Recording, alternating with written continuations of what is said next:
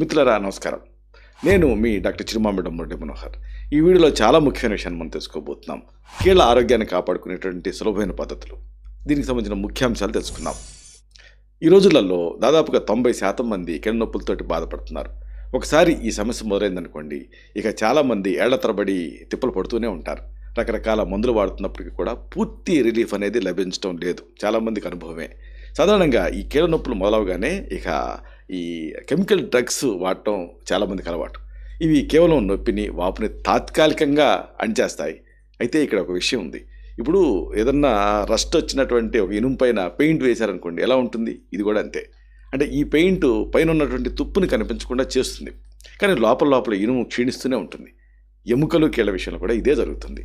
సమస్యని లోపల నుంచి పరిష్కరించడం ద్వారానే శాశ్వతమైనటువంటి ఫలితం ఉంటుంది. ఆయుర్వేద శాస్త్ర ప్రకారంగా శరీరంలో ఉండేటువంటి అస్థి ధాతువుని బలోపేతం చేయటం ద్వారానే ఈ సమస్యకు పరిష్కారం లభిస్తుంది. కీళ్ళ మధ్యలో ఉండేటటువంటి జిగురు తగ్గటం, అలాగే ఎముకలు బలహీనపడటం, ఇలాంటి వాటిని ఈ సహజ సిద్ధమైనటువంటి ఔషధాలతోటి సరి చేయొచ్చు. ఎముకల్ని లోపల నుంచి దృఢంగా మార్చేటువంటి ఒక అద్భుతమైన ఆయుర్వేద మిశ్రమం గురించి ఇప్పుడు మనం తెలుసుకుందాం. ఈ వివరాలలోకి మనం వెళ్దాం. కీళ్ళ నొప్పులకి చెక్ పెట్టేటువంటి ఈ అద్భుత మిశ్రమం ఏమిటి, ఇది తెలుసుకుందాం. ఈ మిశ్రమాన్ని, అంటే ఈ ఫార్ములాని మీరు తయారు చేసుకోవడానికి 8 రకాల సహజ సిద్ధమైన పదార్థాలు మీకు అవసరం అవుతాయి. ప్రతి పదార్థానికి కూడా ఒక ప్రత్యేకమైనటువంటి గుణం ఉంటుంది. ఉదాహరణకు తెల్ల నువ్వులు కాల్షియం అందించే గొప్ప వనరు. ఇవి ఎముకల్ని కీళ్ళని బలోపేతం చేస్తాయి. అలాగే మఖానా, ఫాక్స్ నట్స్ అంటారు. ఇవి కాల్షియం, ఫాస్ఫరస్, ప్రోటీన్లను సమృద్ధిగా కలిగి ఉంటాయి. ఇక బాదం గింజలలో విటమిన్ ఇ, ఆరోగ్యమైన కొవ్వులు ఉంటాయి. ఇవి ఏం చేస్తాయి? కీళ్ళలో ఆ ఫ్లెక్సిబిలిటీని, ఆ మొబిలిటీని పెంచుతాయి. అంటే కణాలని తిరిగి నిర్మించడానికి కూడా ఇవి సహాయపడతాయి. ఇక అవిసె గింజలు, ఒమేగా 3 ఫ్యాటీ యాసిడ్స్ వీటిలో పుష్కలంగా ఉంటాయి. ఇవి ఆ కీళ్ళలో వచ్చేటువంటి ఇన్ఫ్లమేషన్ని, వాపుని తగ్గించి నొప్పిని నివారిస్తాయి. ఇక సొంటి పొడి రక్త ప్రెషర్ని మెరుగుపరుస్తుంది. కండరాలు కీళ్ళలో ఉండే ఆ స్టిఫ్నెస్, ఆ బిగువుని తగ్గిస్తుంది.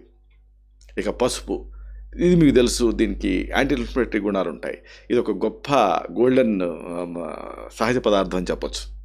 ఇది వాపుని, నొప్పిని తగ్గిస్తుంది. ఇక మిరియాలు, ఈ మిరియాల పొడిని దీనికి కలుపుతాం. దీనివల్ల ఏం జరుగుతుందంటే పసుపులో ఉండేటువంటి కుర్కుమిని కానీ, ఇతర అంశాలు కానీ, లేకపోతే కాల్షియం, ఇవన్నీ కూడా మన శరీరానికి బాగా అందుతాయి. అంటే ఈ మిరియాలు బయో అవైలబిలిటీని పెంచుతుంది. ఇక రుచి కోసం పటిక బెల్లం కూడా కలుపుతాం, లేదా బెల్లం పొడిని కూడా కలుపుతాం. ఆఖరికి వీటికి కూడా ఉపయోగం ఉంది. ఉదాహరణకి బెల్లం అనుకోండి, ఇది మీకు ఐరన్ని ఇంప్రూవ్ చేస్తుంది. అయితే మధుమేహం ఉన్నప్పుడు మాత్రం ఈ తీపి పదార్థాన్ని పూర్తిగా మానేయాలి. సరే, మరి దీని ఔషధ తయారీ ఏమిటి, విధానం ఏమిటి, ఇది తెలుసుకుందాం. ఈ మిశ్రమాన్ని మీరు తయారు చేసుకోవడానికి సరైనటువంటి పరిమాణంలో ఈ ఇంగ్రీడియంట్స్ అన్నీ తీసుకోవడం చాలా ముఖ్యం. వీటిని మీరు రాసుకోవచ్చు. తెల్ల నువ్వులు 40 గ్రాములు, బాదం 40 గ్రాములు, మఖానా 40 గ్రాములు, ఇలా తీసుకోండి. ఇక అవిసె గింజలు 20 గ్రాములు సిద్ధం చేసుకోండి. శొంఠి పొడి 5 గ్రాములు, పసుపు 5 గ్రాములు, మిరియాల పొడి 2 గ్రాములు తీసుకోండి. ఇక తీపి అనుకున్నాం కదా, తీపి కోసం పటిక బెల్లం కానీ లేదా బెల్లం పొడి కానీ 10 గ్రాములు తీసుకోవచ్చు. ఇక తయారీ ఎలా? ముందు నువ్వులు, మఖానా, బాదం, అవిసె గింజల్ని బాణంలో వేసి తక్కువ మంట పైన దోరగా వేయించండి. ఇవి వేగిన తర్వాత ఒక పాత్రలోకి తీసుకొని పూర్తిగా చల్లారనివ్వండి.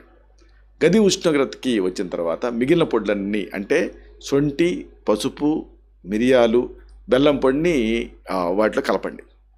ఇప్పుడు ఈ మిశ్రమాన్ని మిక్సీలో వేసి మెత్తటి పొడిగా చేసుకోండి. ఈ పొడిని గాలి చొరబడని సీసాలో నిల్వ చేసుకోండి. అంతే, మీకు ఔషధం సిద్ధమైంది. మరి వాడాల్సిన పద్ధతి ఏమిటి? ప్రతిరోజు కూడా రాత్రి పడుకునే ముందు ఒక గ్లాసు గోరువెచ్చని పాలతో 1 చెంచాడు ఈ పొడిని తీసుకోవాలి. పాలల్లో 1 టీ స్పూన్ దేశీ నెయ్యిని కూడా కలుపుకున్నారనుకోండి, ఇంకా మంచి ఫలితం ఉంటుంది. నెయ్యి వల్ల ఏం జరుగుతుంది? ఔషధ గుణాలు శరీరానికి బాగా అందుతాయి. బలాన్ని కూడా ఈ నెయ్యి ఇస్తుంది. అయితే ఒకవేళ మీకు కొలెస్ట్రాల్ ఎక్కువగా ఉందనుకోండి, లేదా బరువు పెరగకూడదు అని అనుకుంటున్నారనుకోండి, అప్పుడు నెయ్యిని వాడకండి. అప్పుడు ఆ పాల స్థానంలో మీరు నీళ్లను వాడుకోవచ్చు. ఏదైనా జీర్ణక్రియ మందగించింది అనుకోండి, అంటే వీక్ డైజెషను, అలాంటప్పుడు రాత్రిపూట కాకుండా ఉదయం పూట తీసుకోవాలి దీన్ని. అంటే ఉదయం టిఫిన్ చేసిన తర్వాత 1 కప్పు పెరుగులో ఈ పొడిని కలిపి కూడా తీసుకోవచ్చు. ఉదయం సమయంలో జీర్ణశక్తి ఎక్కువగా ఉంటుంది కాబట్టి ఆహారం సులభంగా అరుగుతుంది. జీర్ణ వ్యవస్థ పైన అదనపు భారం పడదు. ఇక దీనికి పథ్యాపథ్యాలు అంటారు కదా, జీవనశైలిలో మార్పులు కూడా చాలా ముఖ్యం. కేవలం ఔషధం తీసుకోవటమే కాకుండా కొన్ని అలవాట్లు మీరు మార్చుకోవాలి. దీనివల్ల కాల్షియం శరీరంలో బాగా ఇంకుతుంది. ఎముకలు తిరిగి పుంజుకునేటువంటి ప్రక్రియ వేగవంతం అవుతుంది. రోజు ఉదయం 8 నుంచి 10 గంటల మధ్య కనీసం ఒక 15 నుంచి 20 నిమిషాలు ఎండలో కూర్చోవాలి. కాళ్ళు చేతులు వీపు భాగాలకి ఎండ తగిలేలాగా చూసుకోవాలి. దీనివల్ల శరీరంలో విటమిన్ డి అనేది తయారవుతుంది. ఇది కాల్షియం శోషణని పెంచుతుంది, శోషణకి దోహదపడుతుంది. తేలికపాటి వ్యాయామాలు లేదా ఒక అరగంట నడక అనేది తప్పనిసరి. దీనివల్ల ఎముకల సాంద్రత అంటే బోన్ డెన్సిటీ పెరుగుతుంది, కీళ్ళ స్థిరత్వం పెరుగుతుంది. ఆహారంలో మునగాకు, రాగుల పిండి, ఉసిరి ఇలాంటివి చేర్చుకోండి. వీటిలో ఈ ఎముకలకు మేలు చేసేటువంటి పోషకాలు మెండుగా ఉంటాయి. అయితే ఈ చిట్కాలను కనీసం 8 నుంచి 12 వారాల పాటు క్రమం తప్పకుండా పాటించాలి. ఇది మంత్రదండం లాంటిది కాదు. ఒక రాత్రిలో మీ నొప్పి మాయమైపోదు. ఇది ఒక శాస్త్రీయ పద్ధతి, లోపల నుంచి సమస్యను నివారిస్తుంది. సరే, మరి జాగ్రత్తలు, ఇతర సూచనలు ఏమిటి, ఇది కూడా తెలుసుకోవాలి. ఈ చిట్కా పాటిస్తున్నప్పుడు కొన్ని వస్తువులకి మీరు దూరంగా ఉండాలి. ఉదాహరణకు tea, coffee, cola drinks, soda ఇలాంటి పానీయాలను ఎక్కువగా తాకండి. ప్యాక్ చేసినటువంటి చిప్స్, అలాగే నమ్కిన్ లాంటి ఉప్పు ఎక్కువగా ఉండేటువంటి పదార్థాలను కూడా మానేయండి. స్మోకింగ్, ధూమపానం, అలాగే ఆల్కహాల్, మద్యం ఈ అలవాట్లకి ఎంత దూరంగా ఉంటే అంత మంచిది. ఈ జాగ్రత్తలు తీసుకుంటే తప్పకుండా మంచి ఫలితం మీకు కనిపిస్తుంది. కీళ్ళలో బలం పెరుగుతుంది, నడక సాఫీగా సాగుతుంది.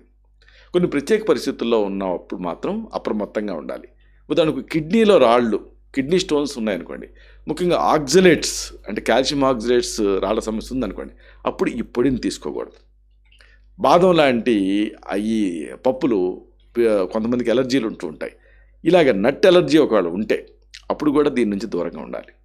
ఇక రక్తాన్ని పలచబరిచే మందులు అంటే బ్లడ్ థిన్నర్స్ వాడుతున్నప్పుడు, థైరాయిడ్ సమస్య ఉన్నప్పుడు వీళ్ళు కూడా జాగ్రత్తగా ఉండాలి. 10 ఏళ్ల కంటే తక్కువ వయసు ఉన్న పిల్లలకు ఇది ఇవ్వకూడదు. మధుమేహం ఉన్నప్పుడు మనం చెప్పుకున్నామే, ఈ బెల్లం, పటిక బెల్లం ఇలాంటి తీపి పదార్థాలను ఈ మిశ్రమంలో కలపకూడదు. ముగింపుగా ఒక ముఖ్యమైన విషయాన్ని మీకు మనవి చేయాలి. కీళ్ళ నొప్పులు అనేవి మన జీవన శైలి, ఆహారపు అలవాట్ల పైన ఆధారపడి ఉంటాయి. ఇప్పుడు చెప్పుకున్న ఆయుర్వేద మిశ్రమం శరీరానికి కావాల్సిన పోషకాలను అందిస్తూ ఎముకలను దృఢంగా మారుస్తుంది. సహజ సిద్ధమైన ఈ పద్ధతులను పాటించడం వల్ల ఎలాంటి దుష్ప్రభావాలు లేకుండా దీర్ఘకాలిక ఉపశమనం మీకు లభిస్తుంది. ఓపికతో, క్రమశిక్షణతో ఈ విధానాన్ని పాటిస్తే తప్పకుండా మీకు విజయం లభిస్తుంది. ఆరోగ్యకరమైన ఎముకలే చురుకైన జీవితానికి పునాది కదా. ఎముకల ఆరోగ్యం పైన శ్రద్ధ పెట్టడం అనేది మన భవిష్యత్తు పైన మనం పెట్టేటటువంటి ఒక పెట్టుబడి లాంటిది. ఎముకలు దృఢంగా ఉంటేనే జీవితం ఉత్సాహంగా సాగుతుంది, ఎస్పెషల్లీ పెద్ద వయసులో. ఇలాంటి మరిన్ని ఇన్ఫర్మేటివ్ వీడియోస్ కోసం ఈ ఛానల్ సబ్స్క్రైబ్ చేసుకోండి. అలాగే ఈ వీడియోలు అప్లోడ్ అవడంతో ఆ విషయం మీకు తెలియాలనుకుంటే బెల్ బటన్ క్లిక్ చేయండి. అప్పుడు మీకు ఒక నోటిఫికేషన్ వస్తుంది. ఆ నోటిఫికేషన్ మీరు క్లిక్ చేస్తే ఆ వీడియోని మిస్ కాకుండా చూడగలుగుతారు. అలాగే ఈ వీడియో మీకు నచ్చిందనుకోండి, లైక్ చేయండి. అప్పుడు ఇది మరింత ఎక్కువ మందికి రికమెండ్ అవుతుంది. ఈ వీడియో తాలూకు పర్పస్ ఉంటుంది కదా, అది సర్వ్ అవుతుంది. అంటే అందరికీ ఆరోగ్యం అన్న మన అభిలాష, మన ఆకాంక్ష నెరవేరుతాయి. శతం జీవ శరదో వర్ధమానః, శతం హేమంతాన్ శతం వసంతాన్. 100 శరత్తులు, 100 హేమంతాలు, 100 వసంతాలు వర్ధిల్లుతూ జీవించండి. Stay healthy, stay happy, be positive, keep smiling. Love you all. శుభం.